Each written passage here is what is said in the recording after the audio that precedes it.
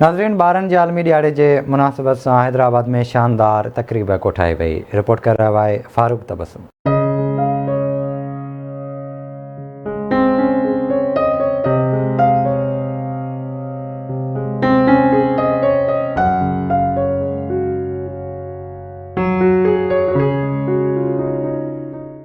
गडियल क़ौमुनि जे charter तहत अॼु सॼी दुनिया में ॿारनि जो आलमी ॾियारो मल्हायो पियो वञे।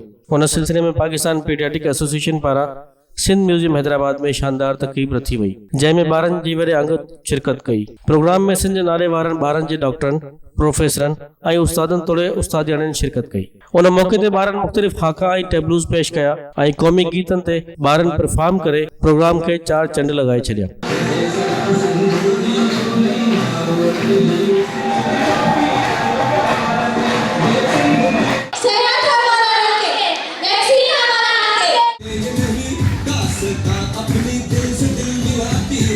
उन मौके ते लम्स यूनिवर्सिटी जामशोरे जी पीड्स डिपार्टमेंट जी चेयरपर्सन डॉक्टर शाहजहा मेमन आवाज़ टीवी सां ॻाल्हि ॿोल कंदे चयो त ॿारनि जो आलमी ॾींहुं मल्हाइण जो मक़सदु ॿारनि में सुजागी पैदा करणु आहे।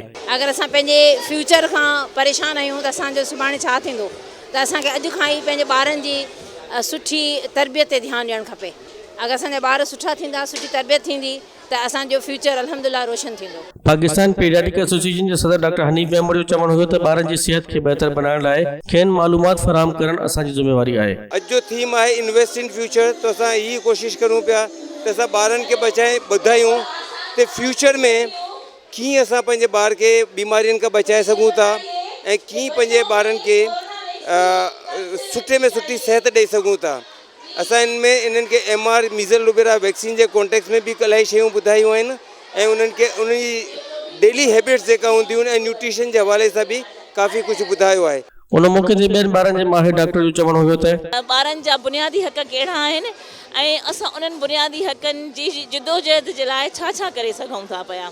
सो मुंहिंजी गवर्नमेंट खे बि इहा रिक्वेस्ट आहे त असां इन थीम जे तहत जेके बि ॿारनि जा बुनियादी हक़ आहिनि उन्हनि खे हासिलु करण में सभिनी ऑर्गेनाइज़ेशन सां गॾु, सिहत जे शोबे सां गॾु, तालीम जे शोबे सां गॾु ऐं जेके आहिनि से बुनियादी सहूलियतुनि सां गॾु इनखे मल्हायो वञे, उन ते कमु करण जी ज़रूरत आहे। हिकिड़ो ॿारनि जी सिहत ऐं ॿियो ॿारनि जी एजुकेशन, इहे ॿ अहिड़ा सेक्टर आहिनि उन्हनि में जेकॾहिं उन्हनि जी इन्वेस्टमेंट कई वञे त मुंहिंजे ख़्याल में असांजो फ्यूचर महफ़ूज़ थी वेंदो। हीअ अॼु असां प्रोग्राम कयो आहे PPA सिंध हैदराबाद चैप्टर जे तरफ़ां, जेको यूनिवर्सल चिल्ड्रन डे आहे, जेको हर साल 20 नवंबर ते मल्हायो वेंदो आहे।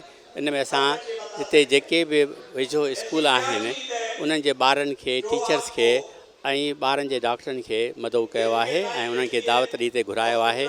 हिन में मुख़्तलिफ़ स्कूल जे ॿारनि मुख़्तलिफ़ पंहिंजा तक़रीर ऐं डांस ऐं जेके टेबलो पेश कया ऐं हिकिड़ो सिहत ऐं तालीम जे हवाले सां मुख़्तलिफ़ सुठनि मौज़ूअनि ते उन्हनि पंहिंजी परफॉर्म कयो। प्रोग्राम में शरीक ॿारनि प्रोग्राम जी वाखाण कंदे चयो त हिन प्रोग्राम मां मूंखे मैसेज मिलियो आहे असां सभिनी खे त असांखे वैक्सीन लॻाइणु घुरिजे ऐं वैक्सीन तमामु ज़रूरी आहे ऐं असांखे पंहिंजी सिहत जो ख़्यालु बि रखणु घुरिजे ऐं अगरि सिहत न हूंदी त असां को बि कमु न करे सघंदासीं। असांजी तकरीर हुई, मां मदर थी हुयसि, छोकी मदर जी हूंदी आहे ज़िम्मेदारी त ॿारनि खे वैक्सीन वग़ैरह कराइनि।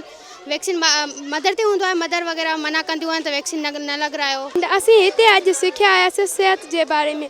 असां पाण बि सिहत जी ख़्यालु रखंदासीं ऐं ॿियनि खे बि ॿुधाईंदासीं किनी पंहिंजो सिहत जो ख़्यालु रखणु घुरिजे। असांखे मैसेज मिलियो आहे त पंहिंजो ख़्यालु रखो, वैक्सीन लॻवायो ऐं जेके बि स्कूल में टुका लॻनि था इहे ज़रूरी आहिनि। अहिड़ा प्रोग्राम ॿारनि खे सेहतमंद रखणु ऐं संदन ध्यानु तालीम ॾांहुं वधाइण में किरदारु अदा कनि था, जिन जो तसलसुल जारी रहणु घुरिजे। कैमरामैन यासिर कुराए सां गॾु फारूक तबस्सुम, आवाज़ न्यूज़ हैदराबाद।